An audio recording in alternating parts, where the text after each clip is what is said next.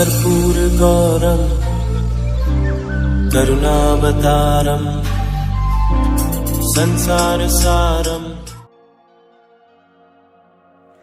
ओम शिवाय, जय माता दी। पुनः स्वागत है आप सभी का प्यारे प्यारे हमारे कर्क राशि के जातक 1 मई से लेकर 31 मई तक। यह जो मई का महीना है, इसका जो शुभारंभ है आपके लिए कैसा जाने वाला है, मूल समझ लीजिए कि हर जगह कर्क राशि का जातक है उसने अब चमकना शुरू कर देना है।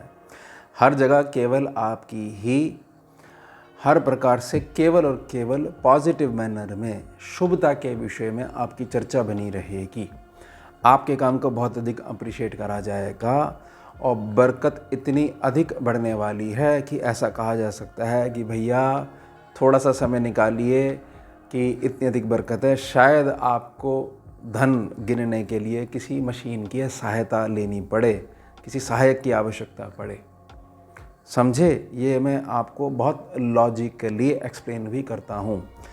साथ ही साथ यह जो शुभ परिणाम है, इसके साथ कुछ सावधानियाँ भी आती हैं। वह सावधानियाँ क्या हैं वह भी मैं प्रार्थना करूँगा। सावधानी बना के रखिएगा, शुभता बनी ही रहेगी। अब आप एक जगह टिक कर बैठने वाले नहीं हो, बाहर निकलने का समय आ गया है। नेम और फेम का आशीर्वाद आपके सर के ऊपर बना ही रहेगा। उसकी शुरुआत मई महीने में होने वाली है।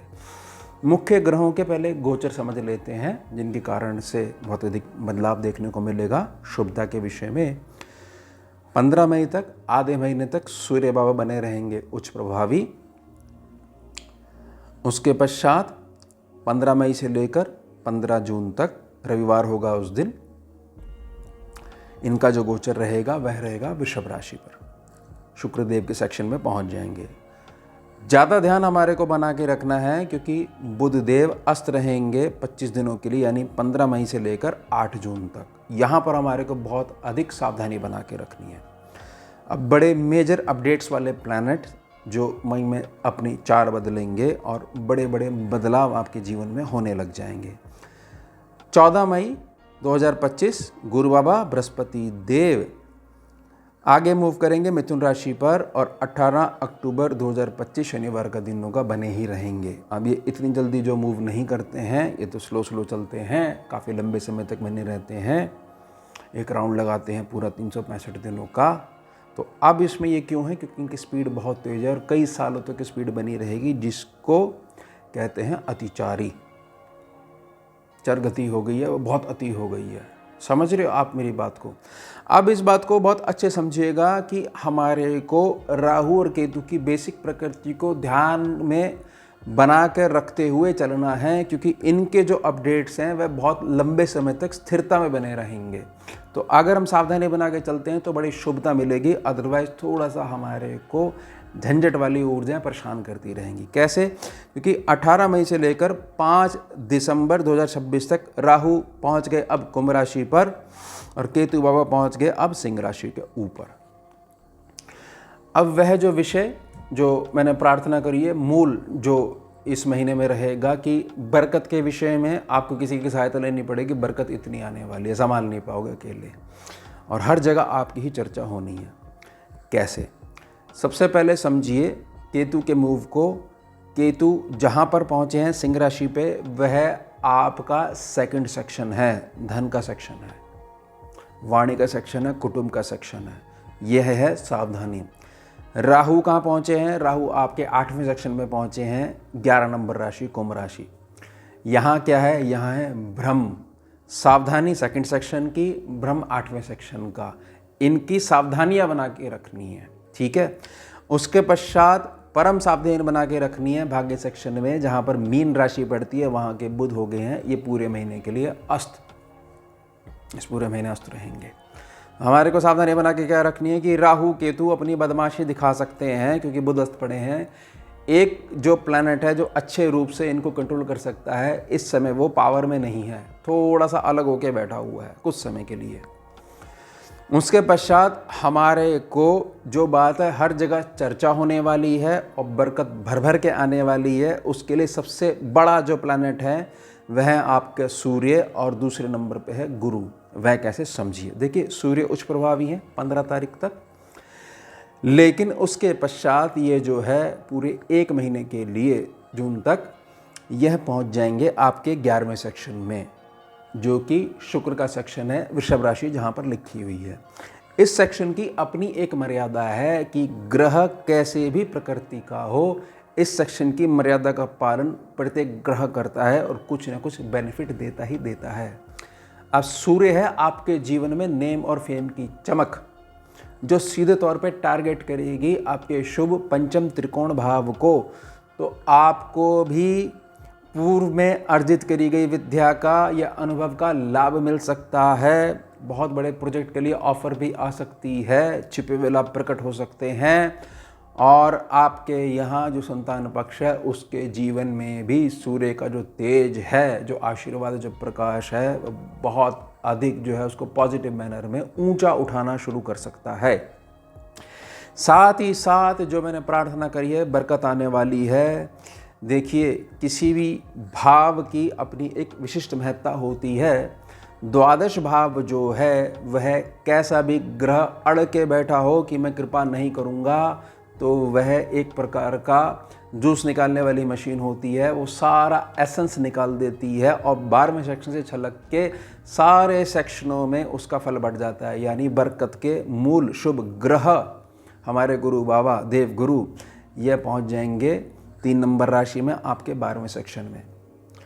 तो यह जो 2 मेजर प्लैनेट हैं, ये 2 मेजर प्लैनेट आपके जीवन में सर्दियों का आने वाला महीना और उसके पश्चात तो जो है ये आपके लगन पे आ जाएंगे और अधिक ताकतवर हो जाएंगे। तो ये पूरा जो साल है 14 मई से गिनते हुए, जिसमें बीज जो गिनोगे वो 1 मई से गिनोगे, तो ये आपके लिए टर्निंग पॉइंट होना चाहिए। बहुत सारी चीज़ों से अब छुटकारा मिल चुका है, शनि बाबा से भी छुटकारा मिल चुका है और सब चीज़ों से छुटकारा मिल चुका है। अब इस बात को बहुत अच्छे से समझिएगा, ये राहु और केतु ने हमारे सभी ग्रहों को घेर रखा है। इसको बोलते हैं भाई काल सर्प लग गया। हमारा जो निजी अनुभव रहा है काल सर्प के विषय में, यह एक प्रकार की हमारे को जीवन में अपने कैरियर के संबंध में जो डिसीजन लेना है उसको लेने ही नहीं देता है, अगर ये परेशान कर रहा है तो। लेकिन इसका मतलब यह बिल्कुल भी नहीं है ये किसी भी ग्रह को कार्य नहीं करने देगा। अब इस बात को बहुत सटीकता से समझिए कि सेकंड भाव में अगर केतु है तो यहाँ पर आपको यह सावधानी बना के रखनी है कि हमारे को जो चोट पहुँचेगी वह हमारे ही कुटुंब के जो सदस्य हैं, जो कि हमारे प्रत्यक्ष परिवार से अलग रहते हैं, उनके द्वारा पहुँच सकती है। तो ऐसी नौबत नहीं आए, इसके लिए मेरी प्रार्थना रहेगी कि किसी भी प्रकार की तैलीय चीज़, किसी भी प्रकार की खट्टी मीठी चीज़ जो है कहीं पर भी अपने घर से बाहर जाकर ग्रहण मत करिएगा, जिससे कि आपकी बॉडी के अंदर जो केतु का पॉइंट है वो बिगड़ना शुरू हो जाए। ये सावधानी बना के चलिएगा। दूसरी सावधानी, अगर ये चीज़ समझ में नहीं आई किसी जातक को, तो दूसरी सावधानी के लिए मैं प्रार्थना करूँगा, क्योंकि केतु सेकंड हाउस में हैं, यह क्या कर सकते हैं कि धन जहाँ से आना है और जहाँ पर जाके सेव होना है वहाँ पर आपके मस्तिष्क के आधार को हिला सकते हैं और केवल हृदय के आधार पर डिसीजन ले सकते हैं। उदाहरण समझिए कि जैसे कि आपने 3 महीनों में कुछ सेविंग करी और आप किसी जातक से मिले, वह जातक जो है थोड़ा सा तीखी वाणी का प्रयोग करता है और आपके हृदय ने कहा कि मैं इसके पास इसलिए नहीं जाऊंगा क्योंकि उसने मेरा उचित सम्मान नहीं करा, जबकि हृदय से आपको ये पता है ये तो इसकी आदत है, स्वभाव ही इसका ऐसा है, बोलता ही ऐसा है, और यह मेरी इन्वेस्टमेंट को अगर मैं ध्यान में रखूं मेरी इन्वेस्टमेंट को सही जगह लगा सकता है। लेकिन क्योंकि केतु थोड़ा सा बदमाशी कर सकता है, इस वजह से उस द्वारे से आपको हटा सकता है और धन के संबंध में आपकी जो बढ़त देखना चाहते हो वह देखने को थोड़ी सी कम मिल सकती है। तो हमारे को क्या ध्यान में रखना है कि केतु के पास दिमाग है ही नहीं, आंखें है ही नहीं, वाणी है ही नहीं, सर है ही नहीं, केवल धड़ है। उसके पास है केवल हृदय और उसमें छिपी हुई भावना। जैसी मोड़ते जाओगे वैसा वैसा वो मुड़ना शुरू कर देगा और उसका प्रभाव अगर आपके ऊपर आने लग गया तो जैसा जैसा वह मोड़ना चाहेगा आप मुड़ना शुरू हो जाओगे। इसके लिए हमारे को क्या ध्यान में रखना है कि हमारे 8वें सेक्शन में राहु बैठा हुआ है। राहु यहाँ पर आपको एक छोटी सी फीस मांगता है। फीस यह मांगता है कि किसी भी प्रकार से आपके जो मैत्रीय संबंध हैं, बाहरी संपर्क है, सोशल नेटवर्क है, उसको किसी भी आधार पर टूटने मत देना। मैं आराम से केतु को कंट्रोल कर लूँगा। यानी हर प्रकार की चीज़ है वहाँ पर जो केतु के संबंध में धन के निवेश को लेकर, धन के आगमन को लेकर और किसी भी प्रकार के रोज़गार के संबंध में कि हम जो है पक्कों में होएंगे ही नहीं। बेशक जो है गवर्नमेंट कितनी भी स्कीमें निकाल ले, किसी की नीयत नहीं। यानी एक प्रकार की भ्रम की स्थिति जो है जो हमारे रोज़गार को प्रभावित कर सकती है केतु की बदमाशी के कारण। राहु ये कहता है कि अपने संपर्क को सीमित मत करके रखिएगा और किसी प्रकार से इस गणना मत अटकिएगा कि राहु जिस भाव में बैठेगा उसको खा जाएगा, ये तो हमारी आयु का भाव है, हमारी आयु को क्षीण कर देगा। नहीं क्षीण कर सकता है, ऐसा भ्रम होता है। ऐसा थोड़ी 8वें सेक्शन में इनका राहु आ जाएगा तो ज़िंदगी के कुछ वर्ष कम हो जाएंगे उनके, या बहुत सारी बीमारियां जो हैं उसमें मानसिक परेशानी दे देगा ना। केतु भी तो सामने है। इन दोनों को बैलेंस रखोगे तो ये सीधे तरीके से चलते हैं। ज़्यादा सावधानी इसलिए क्योंकि भाग्य सेक्शन पे जो बुध बाबा बैठे हुए हैं वह हैं आस्थ, यानी कि एक्स्ट्रा जो नेगेटिविटी है उसको स्पंज की तरह एब्जॉर्ब करने वाला ग्रह जो वह है बुध, वह अभी थोड़े समय के लिए ड्यूटी से बाहर है। ध्यान बना के रखिएगा इन चीज़ों का। और हमेशा राहु और केतु जब भी किसी भी रूप में, अब तो सबको घेर के रखा हुआ इन्होंने, तो आपको चुनने के क्षेत्र में कन्फ्यूज़न देते हैं, चाहे वो कोई क्षेत्र हो, चाहे कैरियर का हो, खाने का चुनाव हो, कपड़े पहनने का चुनाव हो। कन्फ्यूज़न क्रिएट कर देता है जिसमें कि जातक को लगता है कि मुझे तो यह वाले रंग का वाहन भी पसंद था, यह वाले रंग का भी वाहन पसंद था, और फिर मुझे एक और रंग का वाहन पसंद आ गया, अब मैं चुन नहीं पा रहा हूँ। यानी डिसीजन मेकिंग में कन्फ्यूज़न वाली ऊर्जा को बढ़ाना शुरू कर देता है। बस ये है काल सर्प, बड़े अच्छे से समझ लो आप।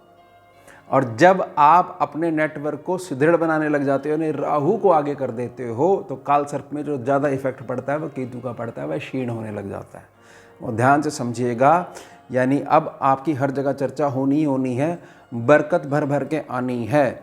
और ये पूरा वर्ष बरकत के संबंध में कर्क राशि का जातक जो पिछले 2.5 साल से निराशा देखता आ रहा था, यह चीज़ अटल है, ये कटने नहीं वाली है। पूरी जिम्मेदारी से मैं प्रार्थना कर रहा हूँ। इसके पश्चात सर्दियों तक तो यहाँ बने हुए हैं 12 सेक्शन में, फिर आ जाएंगे लगन में, लेकिन यहाँ पर आके एच साइन मिल जाएगा और शुभ प्रभावी हो जाएंगे, उच्च प्रभावी हो जाएंगे और भर भर के जीवन में मांगलिक कार्य होंगे। क्योंकि लगन में आते शुभ त्रिकोण भाव, वृश्चिक राशि, मकर राशि सप्तम भाव और मीन राशि नवम भाव, शुभ नवम त्रिकोण भाव, इन पे दृष्टियाँ जाएगी। भर भर के आशीर्वाद मिलने वाला है।